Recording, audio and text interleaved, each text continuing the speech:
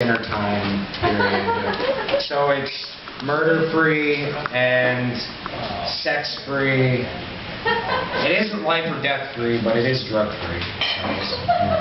All audiences. 5 smudges on the floor. The wall being doldrums of the black, hideous from my trench-worn sneaks. This is why work is worth fighting forward to. All the workers smile and say they've had their jobs for so long, but they'll cut off your souls and mail them to your mother anyway. Like they were a fan club or something. They are a fan club. The bottoms of your multicolored shoes will be displayed on her neckbook in prominence and sheens. The twisted rubber and plastic and synthetics will smell like just clean, used bathrooms. There will be bits of spittle and gum chews tossed this way and that, the way your sheets flapped around like a flaccid beast every afternoon before school got out.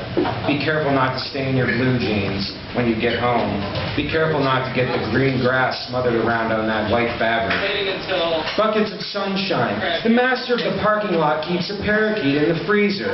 It was a trophy wife at one point, but now the husband sits still and caws way to the television screen and pecks a bit, and once in a while pecks at an oxidized beer can. But light. The channels float on by, and it's not too difficult to surf a little bit, even with talons made of claw and eyes made of nuts. What the hell are you staring at?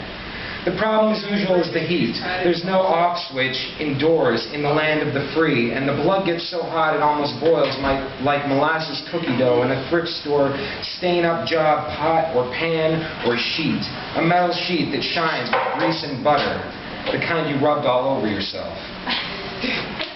5 smudge marks on the sidewalk, 8 on the window, 9 on the computer screen, 4 on the cheek, 5 in the clouds, 1 long dangling thing spouting out of the helicopter, men with names like James and Ryan doing high fives without washing their hands first, women like Sandra and Janine putting on purple makeups and dancing over a game of chess or checkers. King me, I'm violent, I scratched out the crowns, but it's cheap plastic, and it was easy. Sorry, Grandma, about your checkers. Better go buy you a new game board at the thrift shop again, even though it's so far away, and time is longer every day now, and now that it's summer or the winter, and there are excuses.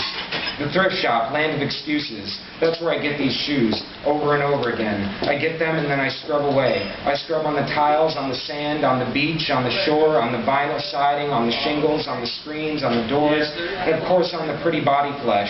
On those cheeks I had to stamp down 4 or 5 times before the scruff stayed and the breathing went. I had to go get the rubbing alcohol and make pretend it wasn't a problem. Blood can be cleaned up. Everything is fixable. Why do we stop believing that once we grow up? I remember being a child. Some days I think about burning down all the empty buildings. That way people can feel more aired out. The sky is pretty air today. We say really dumb things. Our voices become plastic wrap. Some of us become so obsessed, and it's kind of amazing before I start thinking about it. And then I start getting really depressed, and I wish I hadn't started anything. Sometimes before meals, I look down at the food and I say, here we go again, another one of these, another great time, another full belly coming. Then I think about quitting all my jobs and eating like all these pigeons. I would get down on all fours, if you count the knees as 1 each, and I would just forage a little bit. I would hang out with all the people, the walkers, and meet tons of scruffs.